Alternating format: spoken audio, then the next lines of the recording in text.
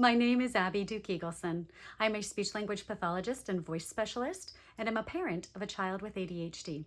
Today, I want to talk about why parents are such a critical part of the voice therapy process and why I talk so much about parenting techniques. So when most families come to voice therapy, they expect me to talk about exercises and techniques that the child can do or practice to change their voice. And I do. And you can see some of those in my other videos. Check them out. It's a really important part of the therapy process. We call it direct therapy. But the thing with a voice is that voice happens with other people. And the hardest place to address voice use with other people is in the home environment, right? So we have two vocal folds, but one voice. And we use this voice for a variety of different things. We use it for talking, for yelling, for shouting at our siblings and screaming. We use it for cheering at different sporting events. We use it for saying I love you or growling when we get frustrated. We use it for protecting us when we swallow or coughing when we are sick or when food has gone down the wrong way, We use it for laughing and so many different ways that we're using our voice. So the thing that makes this the most challenging is that some of those ways that we use our voice, and I know you've experienced it yourself, but some of those ways can negatively change our voice. And if a child already has a voice disorder, those things are going to happen more frequently. So these particular things like yelling, screaming, growling, all of these things that change the voice negatively, we call phonotrauma. And addressing the phonotrauma, we call indirect therapy. And therein lies the rub. This is why it is so stinking hard with kids. And the reason is because kids need to be kids. They need to be able to have meltdowns that involve screaming and crying. Like that's part of being a 3-year-old, right? Let alone maybe a teenager. They need to be able to defend their rooms against their siblings or play with their siblings. They need to be able to run and play outside and cheer at their sporting events and yell across a field to be heard by friends, right? They need to be able to answer their parents that yes, they have picked up their room or yes, their teeth have been brushed.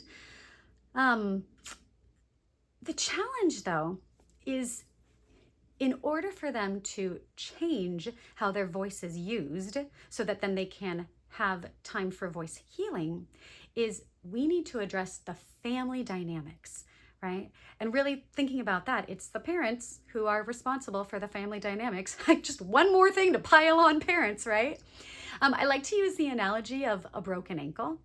So with a broken ankle, right, we got the kid on a crutch. It'd be really awful. Oh my gosh, my kid would not do well. We'll see, haven't been there yet. Anyway, so imagine you've got this kid with a broken ankle and they're on their crutches and we're like, okay, it's time for you to do your chores. You're doing dishes tonight.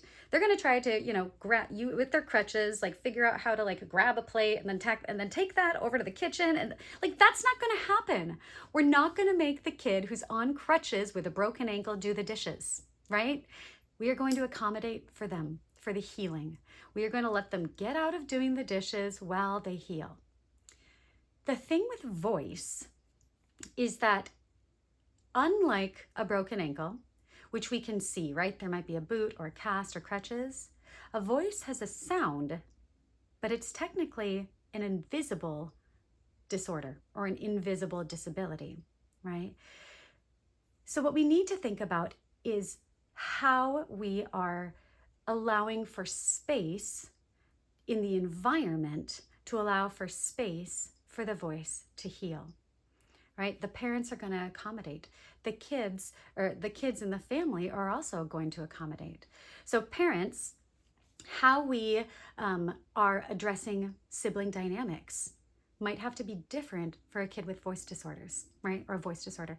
We might have to change how we're parenting for those sibling dynamics or how we're managing transitions, right? And that's hard for everybody. Add in any illness, any other pets, extra sibling, more siblings, extra, just having a sibling is one step harder than just one child, right?